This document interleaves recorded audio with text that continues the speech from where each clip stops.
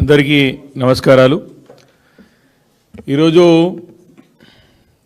తెలంగాణ రాష్ట్రం అంతా కూడా ఈ యొక్క ముఖ్యమంత్రి గారి చేతిలో ఎలా అయిపోయిందంటే ఒక పిచ్చోడు చేతిలో రాయనే పరిస్థితి అయిపోయింది. ముఖ్యంగా గ్రేట్ హైదరాబాద్ మరి రింగ్ రోడ్ లోపల ఉన్న ప్రాంతాన్నంతా కూడా మరి ఒక యూనిఫైడ్ కార్పొరేషన్ చేయాలా, ఒక నగరాన్ని పెద్ద నగరం చేయాలన్నటువంటి ఒక అంటే అవగాహన రాహిత్యంతో అనుభవ రాహిత్యంతో తీసుకునే నిర్ణయం ఏది ఉందో తీవ్రంగా మొదటి నుంచి బీఆర్ఎస్ పార్టీ వ్యతిరేకిస్తూనే ఉన్నది. ఈ ముఖ్యమంత్రి గారికి మొదటి నుండి కూడా పరిపాలన పట్ల అవగాహన లేదు, పరిపాలన అనుభవం లేదు, గతంలో ఎమ్మెల్యేగా పనిచేసిన నియోజకవర్గ ప్రజలతో సంబంధాలు లేవు. పార్లమెంట్ సభ్యుడిగా ఉన్నటువంటి రేవంత్ రెడ్డి గారికి ప్రాంతంలో సమస్యలు తెలియదు, ప్రజలకు మనోభావాలు తెలియదు.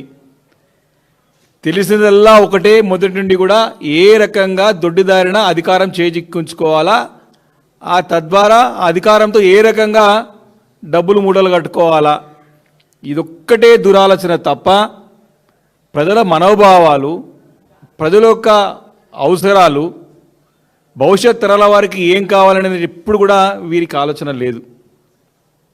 ఎందుకంటే స్వతహాగా ప్రజలతో సంబంధాలు లేవు, ఇప్పుడు మంత్రిగా పనిచేసిన అనుభవం లేదు, ఎప్పుడు కూడా అధికారంలో ఉన్నప్పుడు కూడా మరి సత్సంబంధాలు ఉన్నటువంటి అధికార యంత్రాంగంతో కానీ ప్రభుత్వంతో పనిచేసేటువంటి దాఖలాలే లేవు. ఈరోజు అందుకే చెప్తా ఉన్నాం, ఈ రేవంత్ రెడ్డి గారి చేతిలో ఎట్లా అయిపోయిందంటే మేమందరి మా హైదరాబాద్ అంతా కూడా ఒక పిచ్చోని చేతిలో రాయలుగా అయిపోయినది. ఈ మాట బీఆర్ఎస్ పార్టీ శాసనసభ్యుడిగా కాదు, కాంగ్రెస్ పార్టీ చెందినటువంటి ప్రజాప్రతినిధులు కూడా బాహాటంగా ఓపెన్గా స్టేట్మెంట్ ఇచ్చిన సంగతి ఈ సందర్భం గుర్తు చేస్తా ఉన్నాను. నేను అసెంబ్లీ సమావేశంలో జిహెచ్ఎంసీ అమెండ్మెంట్ బిల్ ఏదైతే దానిపైన ఉన్నదో చర్చ ఉన్నదో మేము బహిష్కరించి వచ్చిన తర్వాత కాంగ్రెస్ పార్టీకి చెందినటువంటి ఇబ్రాహీంపట్నం శాసనసభ్యుడు స్పష్టంగా ముఖ్యమంత్రి గారి ముట్టకాయలేసే విధంగా మాట్లాడిన సంగతి నేను సందర్భం గుర్తు చేస్తా ఉన్నాను. ముఖ్యమంత్రి గారు రేవంత్ రెడ్డి గారు చెప్పేదేమో ప్రజాపాలన, కానీ చేసేది మొత్తం అంతా కూడా నియంతృత్వ ధోరణితోని రాజరిక పాలనని కనపరిచే విధంగా తన యొక్క ఆలోచన విధానం, తన యొక్క పరిపాలన స్పష్టంగా కనపడుతూ ఉన్నది. వారికి అనుభవమే లేదు, ఈ నగరం పైన అవగాహన కూడా లేదు వారికి. వారు ఏ రకంగా ఈ గత కొన్ని రోజుల నుంచి నెల రోజుల్లోనే ఇదంతా కూడా అయోమయం, ఆగమాగం, ఈ హైదరాబాద్ నగరాన్ని మొత్తం కూడా కుక్కలు చింపిన విస్తరాగులాగా తయారు చేస్తున్నాడు రేవంత్ రెడ్డి. ఇంత ఘోరమైన పరిస్థితి అంటే కూడా ప్రజలందరూ అయోమయంలో ఉన్నారు. ఏం చేస్తుండే పిచ్చోడు, మాకు ఎక్కడ కలపాలా, మేము ఎక్కడ పోవాలి? ఇప్పుడెప్పుడే హైదరాబాద్ నగరం 2007లో డాక్టర్ వైఎస్ రాజశేఖర రెడ్డి గారు ఉన్నప్పుడు గ్రేట్ హైదరాబాద్ అయిన తర్వాత దీన్ని గాడిలో పెట్టడానికి దాదాపు 10 సంవత్సరాలు పట్టింది. 2017 వరకు కూడా సెట్ కాలే గ్రేట్ హైదరాబాద్ నగరం. మేము వచ్చిన తర్వాత కేసీఆర్ గారి నాయకత్వంలో, అప్పుడు కేటీఆర్ గారు పురపాలక శాఖ మంత్రి తర్వాత సర్కిల్గా దీన్ని డివిజన్స్గా డివైడ్ చేసి అధికార యంత్రాంగం అప్రమత్తం చేసి తర్వాత గాడిలో పెట్టే సమయానికి ఈ యొక్క దరిద్రం వచ్చి మా హైదరాబాద్ నగరంలో పడ్డది. నెత్తి రాయిల్చుకొని ఎత్తి కొట్టుకుంటారు ప్రజలందరూ కూడా. ఇక్కడ పోయి ఎవరిని ఎక్కడ కలుపుతున్నాడో, ఎవరిని ఎక్కడ చేస్తున్నాడో ఎవరికి తెలియదు, ఎవరు సంప్రదింపులు లేవు ఇప్పటి వరకు కూడా. ప్రజాభిప్రాయం ముఖ్యమంత్రి గారు ఇప్పుడు పెద్దలు శ్రీనివాస్ యాదవ్ గారు బాగా చెప్పినారు, ఏదైనా మీ అభిప్రాయం తీసుకుంటా, మీ ప్రజాభిప్రాయం కావాలా, మీ అభిప్రాయం కావాలా, మిమ్మల్ని సౌత్ కొరియా తీసుకుపోతా, మిమ్మల్ని ఎక్కువనో తీసుకుపోతా అని చెప్తున్నాడు. ఎక్కడ వద్దు నాయన, ఇక్కడ మా మాట ఇంటి చాలు.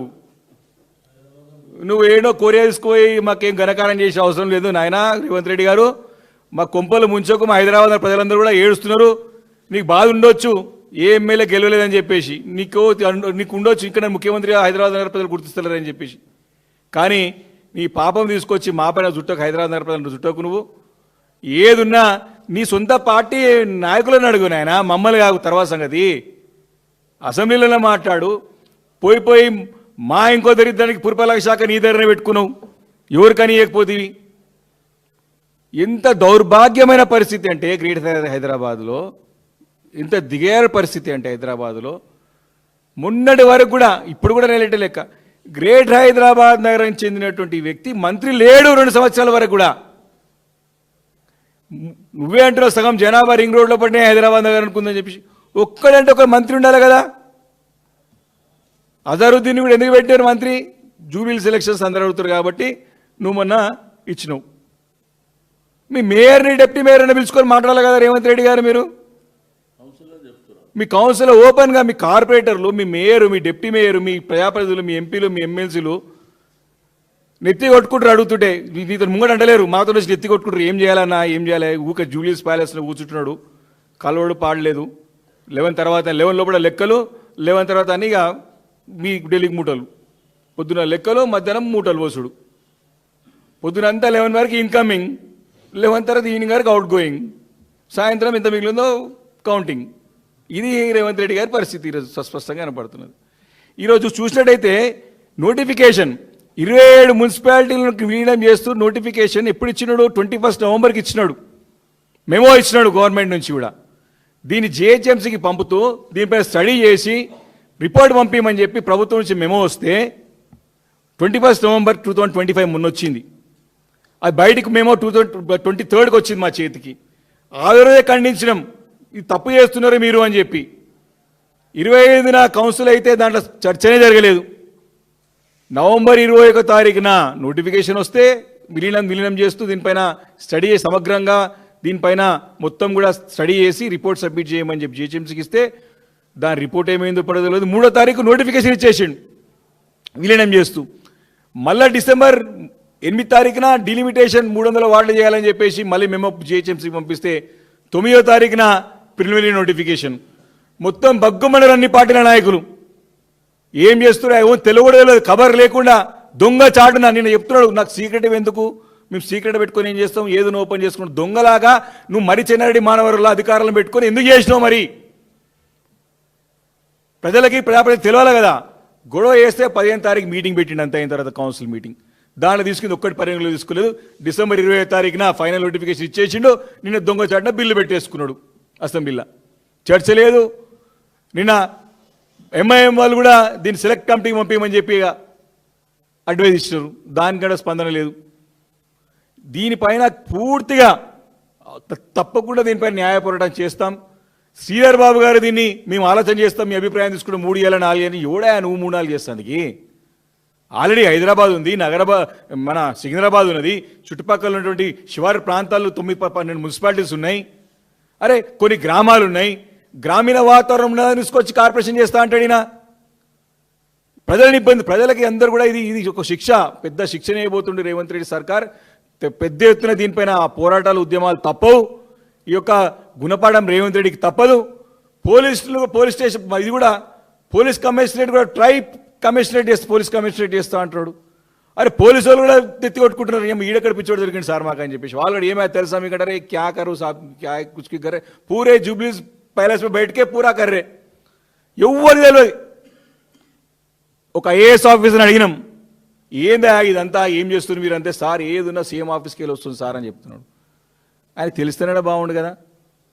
ఏం తెలియదు, కూర్చున్న కాడ ఆయనకి ఏం ఆలోచన చేస్తుండో, మరి దీంట్లో ఏం ఎక్స్పెక్ట్ చేస్తుండో, దీన్ని ఎట్ట దోచుకోవాలని చూస్తున్నాడు అర్థమవుతలేదు. కానీ ఆగమాగం చేస్తున్నాడు. గతంలో మేము కేసీఆర్ గారి నాయకత్వంలో తెలంగాణ రాష్ట్రంలో 33 జిల్లాలు చేసినాం. అనేక కార్పొరేషన్లు, అనేక మున్సిపాలిటీలు, అనేక పోలీస్ కమిషనరేట్లు, కొత్త పోలీస్ స్టేషన్లు, కొత్త మండలాలు అనేకం చేసినాం. కానీ ఎక్కడ కూడా ఇంత ఇబ్బంది లేకుండా ప్రజాప్రతినిధులని పరిగణలోకి తీసుకొని చక్కగా చేసి పరిపాలన సౌలభ్యం కోసానికి చేసినటువంటి కార్యక్రమాలు మంచి ఫలితాలు ఇచ్చినాయి. ఈరోజు ఇవన్నీ దుష్ఫలితాలు, ఇవన్నీ కూడా బూమరాంగ్ అవుతూ ఉన్నాయి. ముఖ్యమంత్రి గారు ఆలోచన చేయాలి, ఒంటెత్తి పోగడలు మానుకోవాలి. నీ యొక్క రాజకీయ పోగడలకి చూస్తూ ఊరుకుంటానికి ప్రజలు అమాయకులు కాదు, నీకు అనుభవం లేదు. అట్లీస్ట్ అందరి అభిప్రాయం తీసుకొని ముందుకు పోవాలని చెప్పేసి కూడా నేను హెచ్చరిస్తూ, లేనట్టయితే తప్పకుండా ప్రజాక్షేత్రం గుణపడడం తప్పదని చెప్పేసి కూడా నేను ముఖ్యమంత్రి గారిని ప్రభుత్వాన్ని హెచ్చరిస్తా ఉన్నాను. Thank you.